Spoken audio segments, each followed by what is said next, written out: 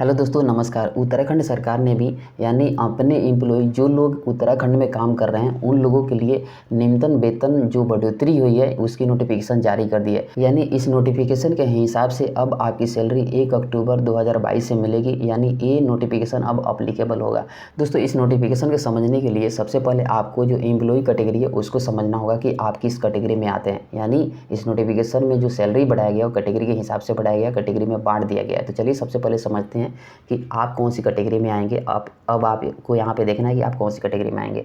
अब यहाँ पे जो एम्प्लॉय कैटेगरी सबसे पहले है, यहाँ पे सबसे पहला आता है अकुशल। इसके बारे में थोड़ी बहुत जानकारी देता हूँ। अकुशल वो लोग होते हैं जो नॉन टेक्निकल होते हैं, उनको काम की जानकारी ज़्यादा होती नहीं है, हेल्पर ग्रुप में काम करते हैं। और अर्धकुशल वो होते हैं जिनको काम के बारे में थोड़ी जानकारी होती है, वो मतलब काम को हेल्प कर सकते हैं, थोड़ी बहुत जानकारी होती है। उसके बाद कुशल वो लोग होते हैं जो किसी काम को कर सकते हैं, कोई मशीन ऑपरेट कर सकते हैं या कोई जैसे कोई सिलाई मशीन चला सकते हैं या फिर कोई सुपरवाइज़र हैं, तो उनको जो कुशल में रखा जाता है, ये लोग कुशल होते हैं। उसके बाद है यहाँ पे कलरिकल 1 कैटेगरी। यानी उत्तराखंड में कलर को 2 भाग में बांट दिया गया है, 2 कैटेगरी में बांट दिया गया है, कलर को कैटेगरी 1, कलर कैटेगरी 2। तो कलर कैटेगरी 1 में वो आते हैं जिनको किसी संस्थान में काम करते हुए 5 साल हो गया, यानी 5 साल का एक्सपीरियंस है, वो 5 साल का एक्सपीरियंस गेन कर लिए हैं और उनको काम की जानकारी है। जैसे कि मुनीब, रोकड़िया, कैशियर, ये सारे लोग कंप्यूटर ऑपरेटर हैं, वो भी आ सकते हैं इस कैटेगरी में अगर वो 5 साल तक किसी प्रतिष्ठान में काम कर लिए तो। अब रही कैटेगरी 2। कैटेगरी 2 में वो लोग आते हैं जिनको 5 साल का एक्सपीरियंस नहीं है, किसी संस्थान में 5 साल तक काम नहीं किए हैं, जैसे कंप्यूटर ऑपरेटर या फिर मुनीब, रोकड़िया, कैशियर, जिनको 5 साल का अनुभव नहीं है, किसी प्रतिष्ठान में 5 साल काम नहीं किए, तो वो कैटेगरी 2 में रखा गया है। अब चलिए समझ लेते हैं यहाँ की मिनिमम वेजेस जो न्यूनतम वेतन है वो कितना बढ़ाया गया पर कैटेगरी के हिसाब से। तो दोस्तों, यहाँ पे सबसे पहले मैं कर्मचारियों की श्रेणी बना लिया हूँ और राज्य क्षेत्र बना लिया हूँ, यानी किस क्षेत्र में काम करें उसके हिसाब से बनाया गया न्यूनतम वेतन 1 अक्टूबर से कितना होगा। तो सबसे पहले अकुशल, जैसे मैंने पहले बता दिया कैटेगरी, आप किस कैटेगरी में आते हैं देख लीजिए। तो अकुशल अगर आप हैं, अगर आप जिस शहर में काम कर रहे हैं उस शहर की आबादी 1 लाख से ज़्यादा है, शहर की आबादी की बात करूँ, अगर वो 1 लाख से ज़्यादा है तो आपकी सैलरी उस शहर में होगी 9631 रुपये, 9631 रुपये के हिसाब से मिलेगी। अगर वैसे ही आप अकुशल हैं, अगर राज्य के क्षेत्र के अलग हिस्से में काम कर रहे हैं, यानी राज्य के अन्य हिस्से में जहाँ पे 1 लाख से कम आबादी है तो वो शेष राज्य में काउंट होता है, तो वहाँ पे अगर काम करें तो आपकी सैलरी 9513 रुपये होगी। वैसे ही अगर आप अर्धकुशल में आते हैं, अगर उस शहर की आबादी जहाँ पे काम कर रहे हैं 1 लाख से ज़्यादा है तो आपकी सैलरी 10,224 रुपये होगी। अगर अर्धकुशल में आते हैं और राज्य के अन्य हिस्से में काम करें जहाँ 1 लाख से कम की आबादी है तो आपकी सैलरी 10,088 रुपया होगी। वैसे ही अगर आप कुशल हैं, जैसे पहले ही मैंने बता दिया कि कुशल लोग वो होते हैं जो कोई मशीन चला सकते हैं या किसी काम की जानकारी होती है, निपुण होते हैं, तो वो लोग कुशल में आते हैं।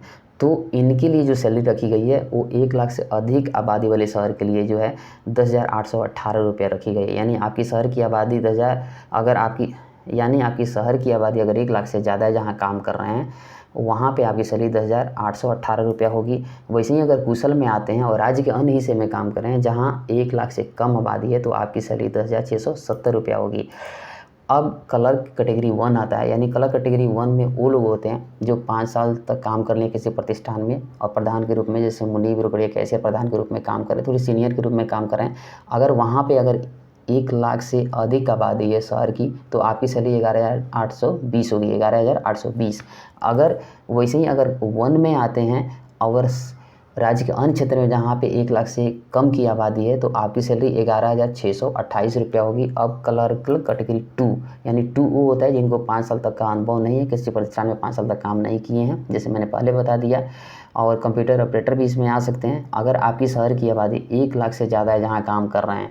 ऐसे ही आप देख लीजिएगा, अंदाज़ा तो लग ही जाता है। तो अगर 1 लाख से ज़्यादा की आबादी है और कलर कैटेगरी 2 में आते हैं तो आपकी सैलरी 11,072 रुपया होगी। अगर वैसे ही कैटेगरी 2 में आते हैं, यानी आप 5 साल तक किसी प्रतिष्ठान में काम नहीं किए हैं, 5 साल के एक्सपीरियंस नहीं है, तो भले ही आप मुनीब कंप्यूटर ऑपरेटर हैं तो आपकी सैलरी 10,911 रुपया होगी। अगर अन्य राज्य में काम करें वहाँ पे 1 लाख से कम की आबादी है तो। अब दोस्तों, यहाँ पे समझना बहुत ज़रूरी है कि ये नोटिफिकेशन है किन किन उद्योग नियोजन के लिए लागू होते हैं। जहाँ पे कुछ कंपनी जो प्रकार होती है कंपनी की वो मैं लिस्टेड कर रखा हूँ, तो चलिए इसको देख लेते हैं। तो सबसे पहला यह साबुन निर्माण उद्योग में लागू होगा, पेपर उद्योग है, या लॉन्ड्री एंड वॉशिंग है वहाँ पे काम कर रहे हैं, सिंदूर रंग बनाने का उद्योग है, या फिर चर्म वस्तु निर्माण उद्योग है, कपड़ा छपाई होजरी उद्योग है, या फिर वुड वर्क फर्नीचर है, या फिर आइसक्रीम और कोल्ड ड्रिंक्स बनाने की जो फैक्ट्री है कंपनी है, बिस्किट बनाने की है, सिलाई उद्योग में अगर काम कर रहे हैं, डेयरी एंड कोल्ड स्टोरेज में काम कर रहे हैं, या फिर चावल आटा